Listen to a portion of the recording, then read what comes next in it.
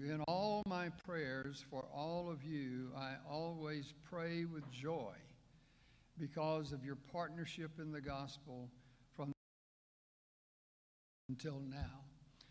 And then here's a tip in the theme of friends, and that's the joy. Appears in 17 times. He keeps coming back to joy. So he says, I pray with joy.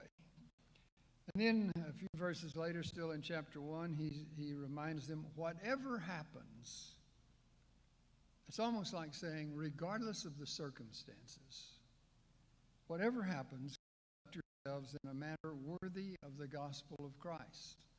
So he's suggesting, he said, here's a way through life.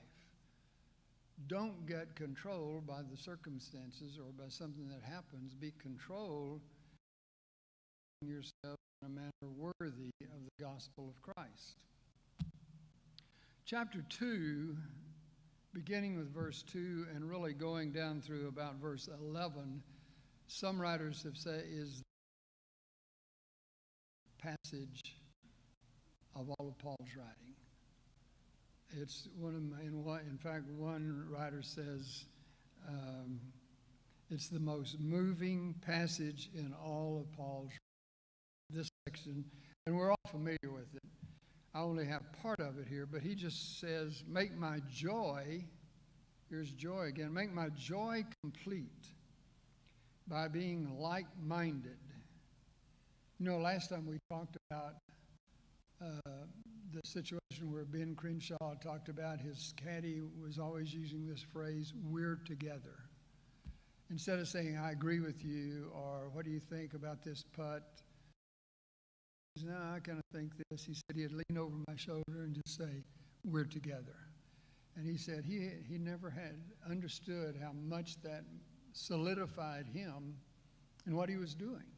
To hear him say, and so that's what Paul is saying. He said, always be thinking of being like-minded. That's what the caddy was saying. He said, we're like-minded here. I'm seeing the same thing you're seeing. So be together, having the same love, one in spirit and purpose. Do nothing out of selfish ambition or vain conceit, but in humility. Do you hear how he's describing a passage? How you live this life, how you make this journey of life, doing nothing out of selfish ambition or vain conceit, but in humility, considering others better than yourselves. And then he says, as if to just sharpen the focus even more, each of you should look not only to your own interest, but also to the interest of others. And then he sharpens it even more, and he says, let me just say it this way. Your attitude should be the same as that of Jesus Christ, who, being in the very nature of God, did not consider equality with God something to be grasped, but made himself nothing. Another version says, obedient to death. Some people have said, well, how do you empty yourself? Or how did Christ empty himself? I liked what one writer said about that. He said, what he's not saying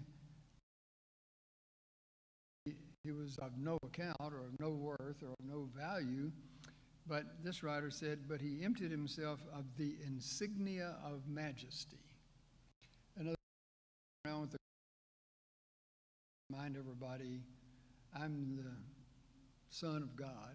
He wasn't walking around with a royal robe and a troop of people following him